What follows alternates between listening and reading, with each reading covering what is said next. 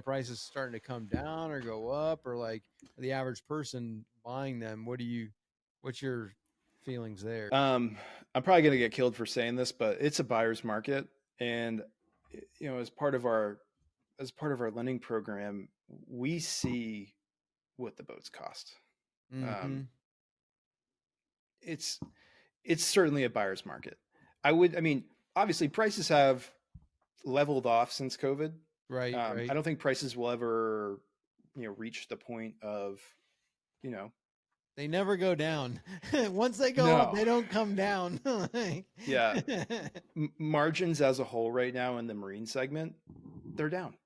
Um, the prices have gone up for the dealers, and they've mm-hmm. sort of maintained the same market value in terms of what they're selling for. So Mm. if you are buying a new boat right now, this is a fantastic time to do it.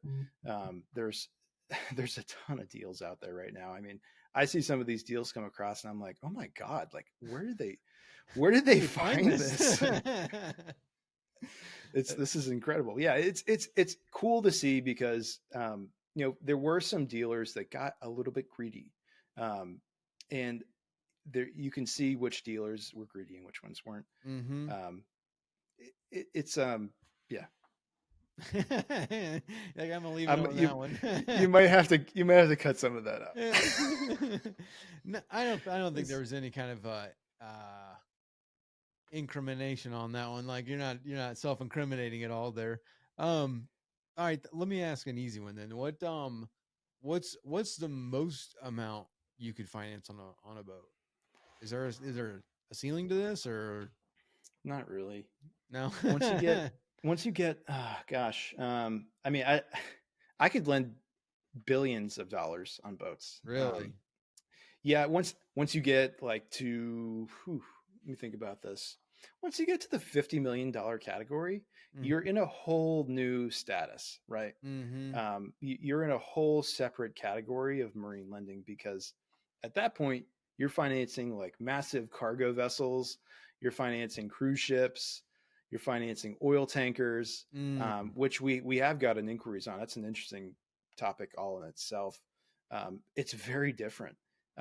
It happens at such a large scale that really the funding's not as much of an issue as long as the business is profitable.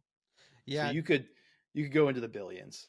to me it makes sense. To me that makes sense because obviously at that point in time it's not really a boat loan. It's a business loan. You're Yeah. looking at EBITDAs and operating costs and all like it's a business loan at that point in time. Like, a Carnival cruise ship is yeah, it's a business. So it's I guess that yeah, that makes sense.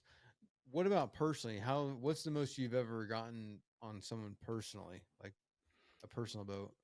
Personally, Mm-hmm. we've done some $1 million deals, over 1 million. Uh, for compliance, I can't really say much more, but um, Yeah. yeah, Okay, I understand we've that. done a few over 1 million. A million's is kind of the sweet spot. Once you start getting into the million, $2 million price range, if a buyer comes with all their financials, it's sometimes it's easier than the smaller stuff.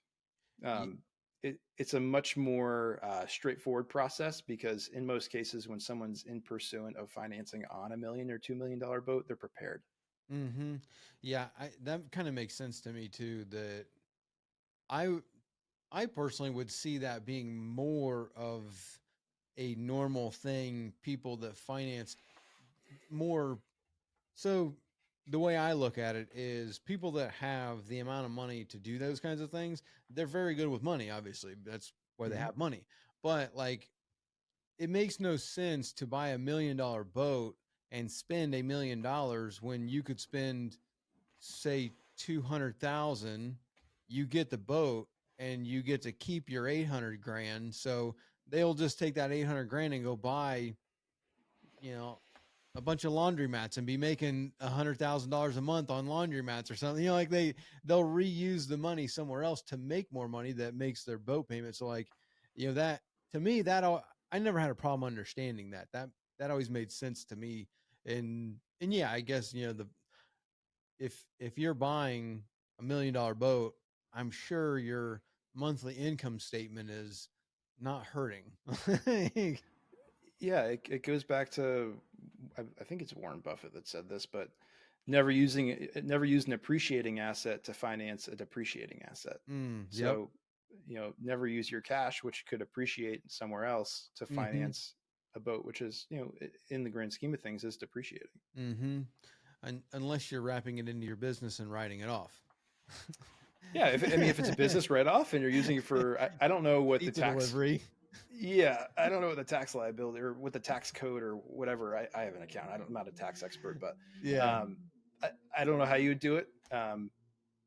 Yeah, I mean, if you're legitimately using it for business purposes, yeah, you just write it off. Like a perfect example of that would probably be like a charter fisherman, maybe like someone with a barge, island Mm-hmm. construction, waterfront construction. Like those are legitimate write offs, Mm-hmm. or deliveries, that kind of stuff.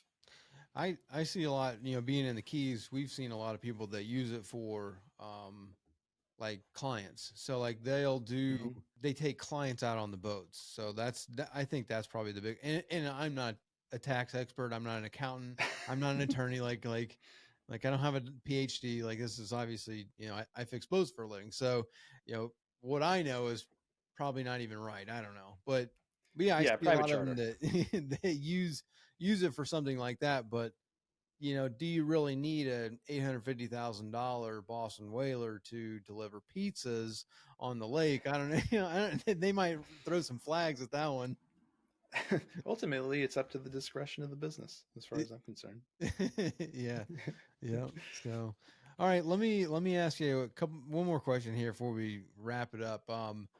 One thing I was thinking about is like warranties. So, whenever you do a repower, let's say on an engine, you can always buy extra warranties on stuff. And I'm sure the same is for a boat. I've never bought a new boat, so I don't know. Like if say you buy a new 300 and it costs you $30,000, you can spend another 1,500 bucks and get a 6-year warranty or something, depending on the brand, that kind of thing. Do you see people financing things like that, or is that like some kind of like a factor in there anywhere? Yeah, banks are aware of this. It's very common. Um, what they do is when they issue an approval on a boat, they give us what they call back end guidelines. Okay. And back end guidelines are for things like taxes or extended warranties, or maybe you're financing 100% of your boat's value can cover gap insurance. Um, People finance warranties into their loans all the time. Hmm. And I'm an advocate for warranties just because once you have a warranty, you take a very unfixed expense like a boat and turn it into a fixed expense. You can Mm-hmm. you can pretty accurately, you can accurately figure out what your regular maintenance costs are going to be. What you can't predict is how much a failure is going to cost, because you don't Mm-hmm. know when it's going to happen and you don't know what it's going to be. Right. So, we offer a number of different products.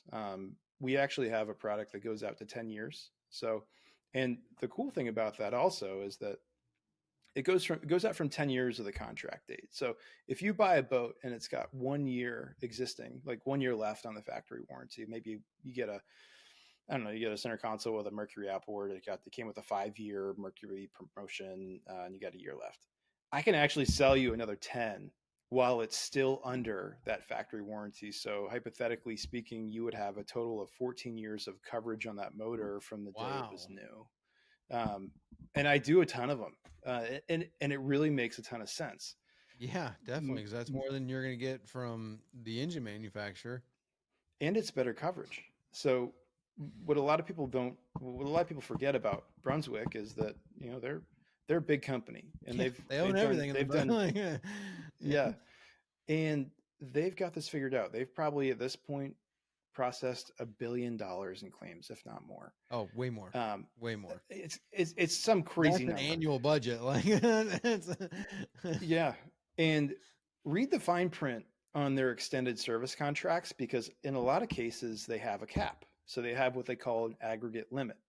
That aggregate limit is, it's like an insurance policy basically.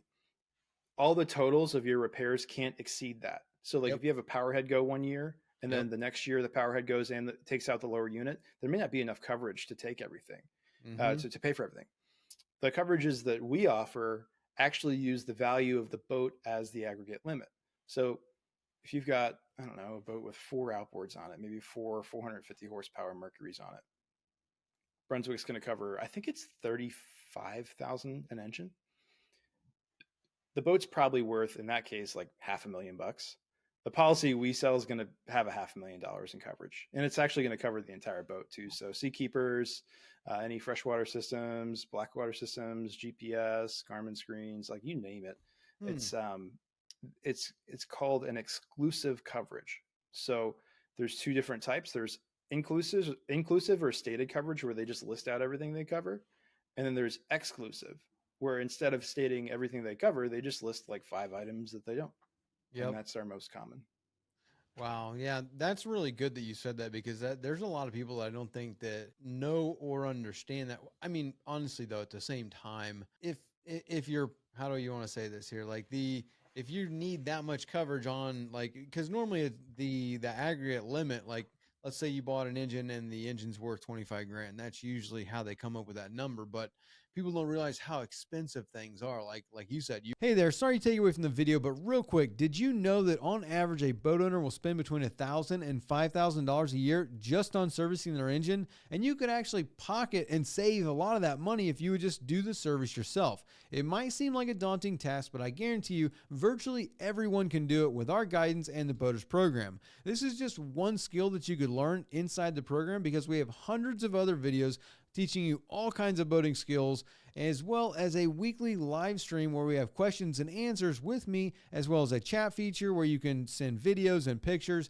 ask all kinds of questions, or look for some advice or some guidance on a project that you're doing on your boat. You can join the program by hitting the first link in the description, clicking join, or visiting bornagainboating.com. Now back to the video.